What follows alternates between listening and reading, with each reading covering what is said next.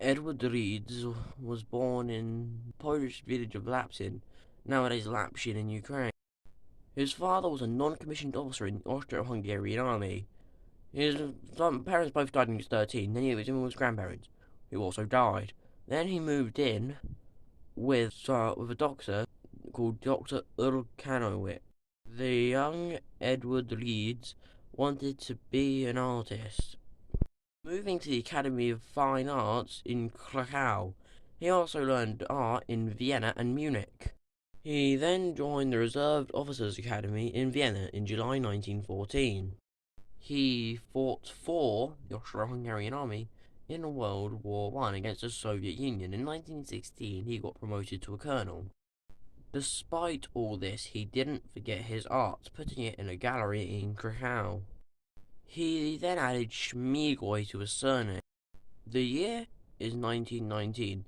The Austro-Hungarian Empire has just fallen, and the Soviet Union wanted its stuff. So they invaded and failed miserably. One of the reasons they failed miserably was Edward Smigly. One of his famous military victories during this war was when the Soviet Union attacked Warsaw. Smigly defended it, and the Soviet Union were forced to flee. Because of this victory, he was made General Army Inspector in Vilna and later Warsaw. He took part in the coup of 1926. He was made an Inspector General of the Polish Army after this coup because of his actions in it, which was the highest military office at the time. After a bit of confusion, he was made second man in the state. In the military, he was made Marshal of the Army, which made him the most powerful man in Poland. In fact, this time in Polish history is often called a dictatorship without a dictator.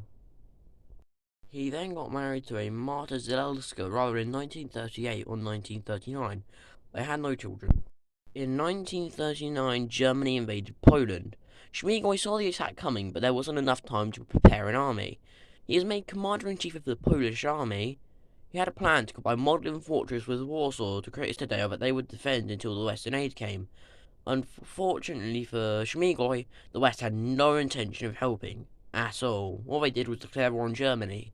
The Soviet Union then joined the attack. Smigly knew a combined Nazi-communist force was too strong, so he fled to Romania. There he claimed responsibility for Poland's defeat in World War II.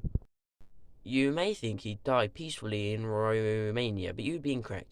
He went illegally to Hungary, he then went to Slovakia, then he went to Warsaw in Poland. There he tried to overthrow the German-Polish government. Edward Smigly died of heart failure in 1941 on the 2nd of December 1941, aged 55. He was buried in Pławski Cemetery under the name of Adam Zavasia. In 1994, his real name was put on his gravestone. He was the most commonly forgotten, a mere footnote in the book of historical geniuses. But what would have happened if he had never been born? Well, back in 1920, the Soviet Union would have successfully taken over Warsaw, most likely. And then World War II would have started with Germany attacking the Soviet Union, which would have made an entirely different war. It's quite interesting how a mere background character can have such influence. I'm going to leave you on that note for now. Goodbye.